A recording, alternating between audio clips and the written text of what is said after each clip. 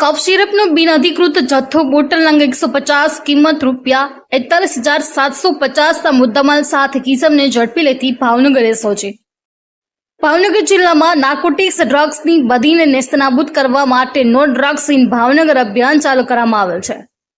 વધુમાં માનનીય ભાવનગર જિલ્લા પોલીસ અધિક્ષક ડોક્ટર હર્ષદ પાટેલ સાહેબને ધ્યાને આવેલ કે ભાવનગર વિસ્તારમાં ચાલતા કેટલાક મેડિકલ સ્ટોર ઉપર ડોક્ટરશ્રીના પ્રિસ્ક્રિપ્શન વગર નશાકારક સિરપ, કોડીન તેમજ ટેબ્લેટ ટ્રામાડોલ નામના નશાકારક ડ્રગ્સનું વેચાણ કરી લોકોના સ્વાસ્થ્ય સાથે ચેડા થતા હોય। આવા ડ્રગ્સનો ઉપયોગ ખાસ કરીને ગુનેગારો ગુનો આચરતા પૂર્વે કરતા હોય। યુવાધન આવી ગોળી તેમજ સિરપનું સેવન કરીને નશાખોરીના રવાડે ચડેલ હોય।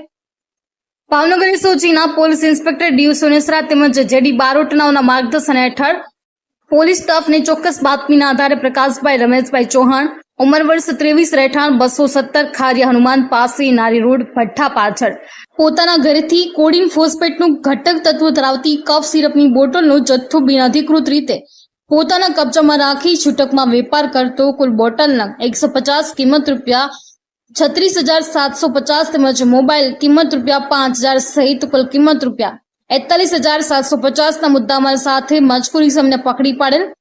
આ અંગે તેના સામે એનડીપીએસ એક્ટની જોગવાઈ અનુસાર કાર્યવાહી કરી એસઓજીના હેડ કોન્સ્ટેબલ મહિપાલસિંહ ગોહિલ દ્વારા બોરતળા પોલીસ સ્ટેશનમાં ગુનો રજીસ્ટર કરવામાં આવેલ છે।